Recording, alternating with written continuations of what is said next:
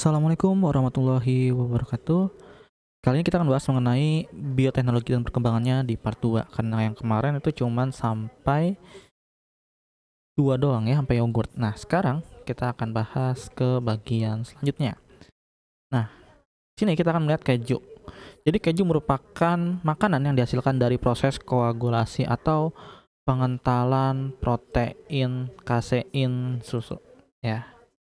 Nah, kalau kita lihat dari prosesnya di sini ya, dari dari susu mentah itu misalkan di pasteurisasi atau dalam bahasa Indonesia tuh penyimpanan ya. Lalu dia masuk ke bagian filtrasi. Nah, di bagian filtrasi ini nantinya dia ditambahkan juga dengan fermentasi mikroorganisme. Nah, tapi mikroorganismenya tuh apa aja sih yang dibuat untuk proses pembuatan keju ini? Nah, yang pertama adalah Lactococcus sp. Nah, jadi bentuknya seperti ini ya. Ini sebenarnya kecil banget, tetapi karena dia gambar menggunakan Microsoft, jadi dia terlihat jelas gitu ya. Nah, yang kedua adalah ditambahkan lagi namanya Lactobacillus bulgaricus yang pernah kita bahas juga di bagian yogurt ya. Jadi di sini ada Lactobacillus bulgaricus. Yang ini adalah Streptococcus thermophilus. Gambarnya seperti ini. Jadi banyak sekali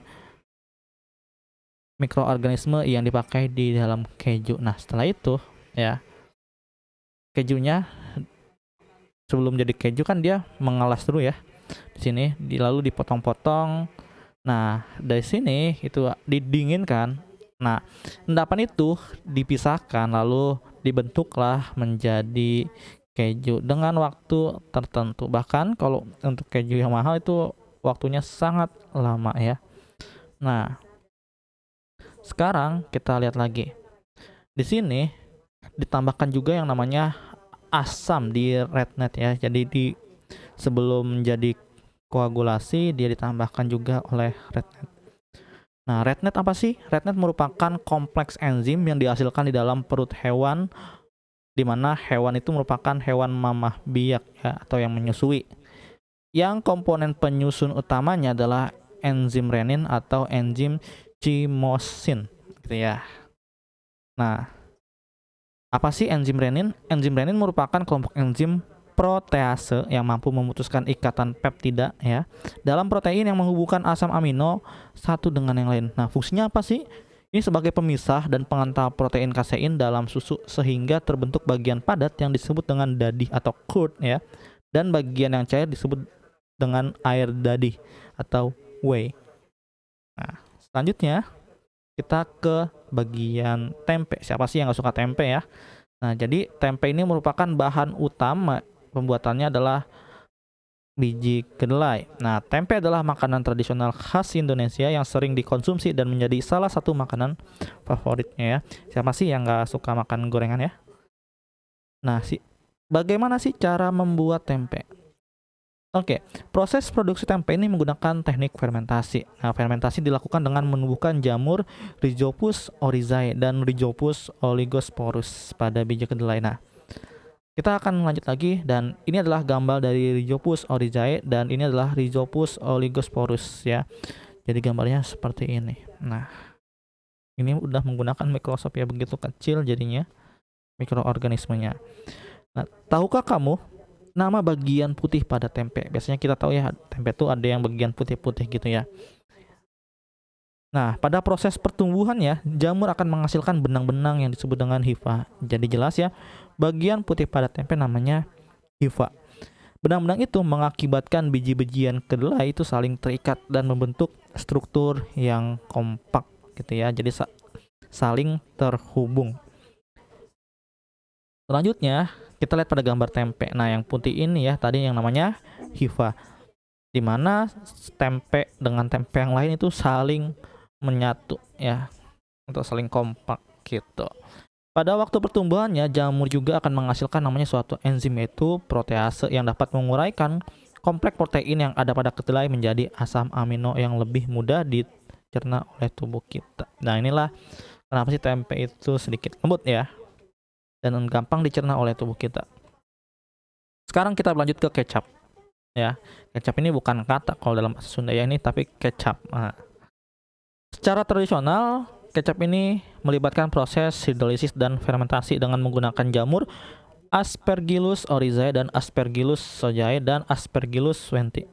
Bahan utama tempe itu juga sama dengan bahan utama dari kecap, yaitu sama-sama kacang kedelai. Kita akan lihat jamur dari Aspergillus oryzae ini seperti ini ya. Dan ini adalah bentuk jamur dari Aspergillus sojae dan ini adalah Aspergillus dari wenti. Nah, jadi beda-beda ya jamurnya, tapi ketiganya ada di dalam proses dari pembuatan kecap. Di Jepang, proses fermentasi dalam pembuatan kecap juga melibatkan Saccharomyces cerevisiae dan spesies Lactobacillus untuk menghasilkan aroma yang khas. Jadi tempe yang di kita dengan tempe yang di Jepang itu berbeda. Makanya rasanya juga berbeda gitu ya. Nah, kalau kita lihat Saccharomyces cerevisiae, siapa sih yang sebelumnya kalian belum melihat materinya? Kalian bisa klik link di deskripsi atau di atas. Nah, selanjutnya kita lihat lagi. Ini adalah proses dari pembuatan kedelai ya, dimana kedelai ini dicuci dan direndam 1 malam, lalu direbus sampai mendidih ya, lalu didinginkan atau ditiriskan ya. Nah, setelah itu dicampurlah si tempe ini dengan ragi atau jamur tempe selama 3-5 hari. Nah, ini baru ragi yang pertama. Setelah itu masuk ke ragi yang kedua, itu antara waktunya 3-4 minggu, itu ditambahkan dengan larutan garam. Setelah itu dimasak kembali ya hingga mendidih. Ini tambahkan juga dengan air pastinya dong ya. Setelah itu disaring dengan bungkil. Nah, hasil saringan ini dimasak hingga mendidih. Jadi 2 kali dimasak ya. Lalu disaring lagi ampasnya untuk menjadi makan ternak, dan yang bisa disaring itu akan menghasilkan kecap gitu ya. Jadi cukup lama, kalian bisa lihat prosesnya itu bisa nyampe 3-4 minggu, berarti bisa nyampe hampir kurang lebih sampai 2 bulan gitu untuk pembuatan kecap.